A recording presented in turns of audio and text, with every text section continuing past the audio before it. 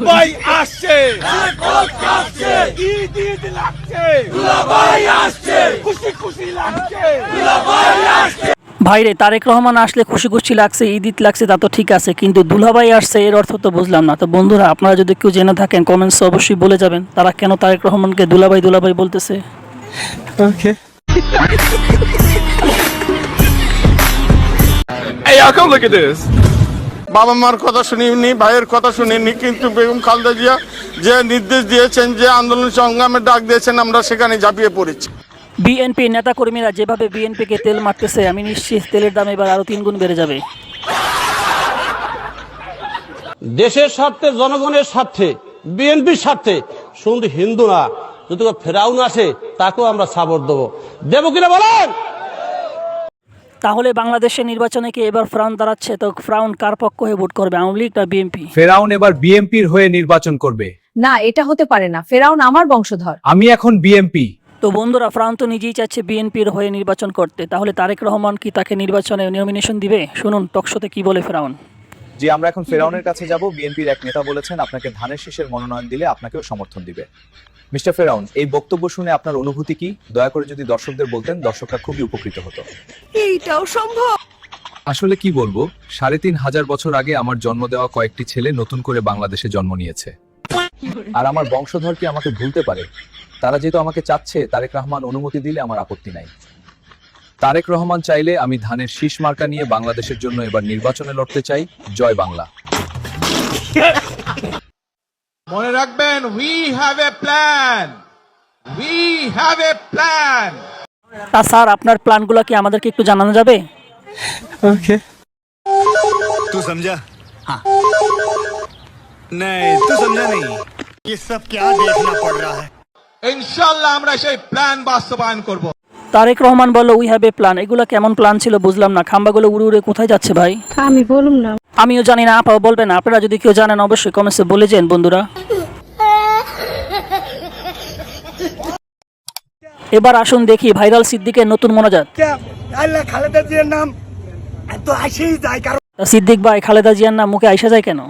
জীবনটাই তো বিএনপি করছি, ভাবছিলাম একটু খালেদা জিয়ার অভিমান করে নাম টাম কব না, তো খালেদা জিয়ার প্রতি আপনারা তো অভিমান কি এর সিদ্দিক ভাই?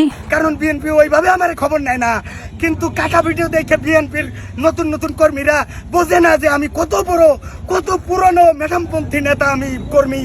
ও মা গো টুরুলা।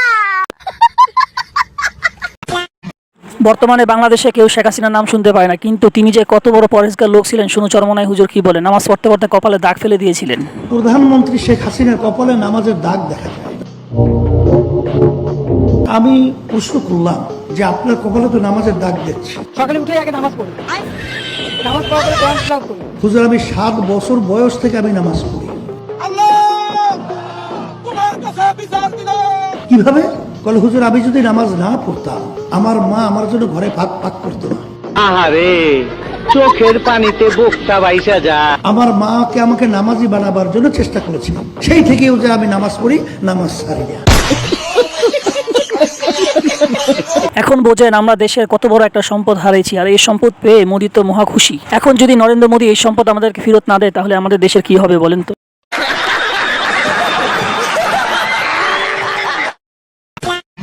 এবার আসুন পরিচয় করে দিই বাংলাদেশের একজন যোগ্য নেতার সাথে, যার সব আছে কিন্তু কিছুই নেই, যার দল আছে কিন্তু কর্মী নেই, পকেট আছে কিন্তু টাকা নেই। Okay. আপনার পাশে আমরা আছি, সমস্যা নেই, আপনি সামনে আগাই যান, কোনো ধরনের হেল্প লাগলে আমাদের জানাইবেন। अच्छा। হেল্পের কি আর, হেল্প তো আর কিছু না, লাখ লাখ টাকা লাগে, এখন কই লাভ কি? সালাম, ভালো আছেন না? আল্লাহ রাখছে ভালো। ইফতারি দাও, নেন নেন ইফতারি। এই সন্ধ্যাবেলা খায় না, বলে দোয়া করেন। আচ্ছা, और अभी तो रुको, क्लाइमैक्स अभी बाकी है। আরেকটা কথা, আমার তো ঘরে বউ আছে, আমি তো একলা খাইতে। ভাই ভাই, একটা কথা আছে, আমার তো ঘরে একটা শালি আছে, শালির একটা প্যাকেট দিয়ে দেন না। कहाँ से आते हैं? ভাই ভাই ভাই, একটা কথা শুনুন না, আমার বউ একটা বাচ্চা আছে তো, জানেন তো, খাওয়ান স্টক রাখুন লাগে, একটা দিয়ে দেন না। ভাইরে, বাঙালির যে অল্পতে হয় না, তারা বুঝতে হবে, নির্বাচনে দাঁড়াতে হলে বড় কলিজা নিয়ে আসতে হবে। নিঃসন্দেহে তুই ঠিক কথা বলেছিস।